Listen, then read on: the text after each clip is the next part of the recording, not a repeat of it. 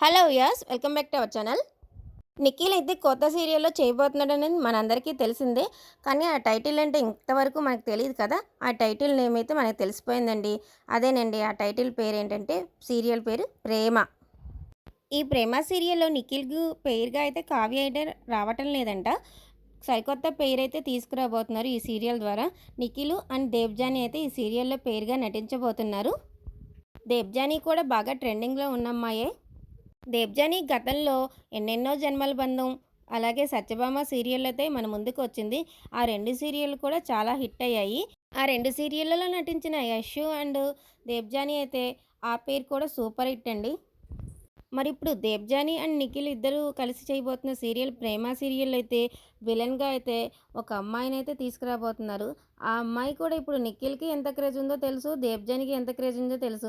విలన్‌కి కూడా ఆ పాటి క్రేజ్ ఉండాల్సిందే కదా! తనెవరో కాదండి, యష్మిని తీసుకురాబోతున్నారు విలన్‌గా అయితే. 'బిగ్ బాస్' నుంచి వచ్చిన తర్వాత యష్మి ఏ ప్రాజెక్ట్ చేస్తుందా అని తన అభిమానులైతే వెయిట్ చేస్తున్నారు. ఇదైతే తన అభిమానులకు శుభవార్త కిందే చెప్పుకోవాలి. యష్మి కూడా 'కృష్ణ ముకుంద మురారి' సీరియల్‌లో విలనిజం అయితే బాగా పండించింది.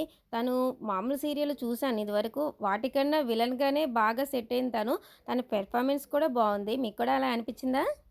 నిఖిల్ అయితే ఒక వెబ్ సిరీస్ ద్వారా మన ముందుకైతే రాబోతున్నాడంట. అదైతే ఆహాలో వస్తుంది. 'వేరే లెవెల్ ఆఫీస్' సీజన్ 2లోకి అయితే నిఖిల్ ఎంట్రీ ఉందంట.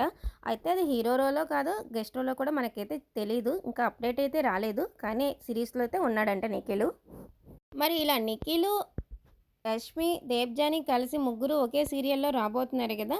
అసలు మీకు ఈ సీరియల్ కోసం మీలో ఎంతమంది వెయిట్ చేస్తున్నారో, అలాగే ఈళ్ళు ముగ్గురు రాబోతున్న సీరియల్ పైన మీ ఒపీనియన్ ఏంటి? వీళ్ళిద్దరి పేరు మీకెలా అనిపించిందో కూడా కామెంట్ చేసేయండి. అలాగే మన ఛానల్‌ని ఎవరైనా సబ్స్క్రైబ్ చేసుకోకపోతే సబ్స్క్రైబ్ చేసేయండి. వీడియో నచ్చితే గనక లైక్ కూడా కొట్టేయండి. పక్కనే ఉన్న బెల్ సింబల్‌ని కూడా కొట్టేయండి. Thank you for watching.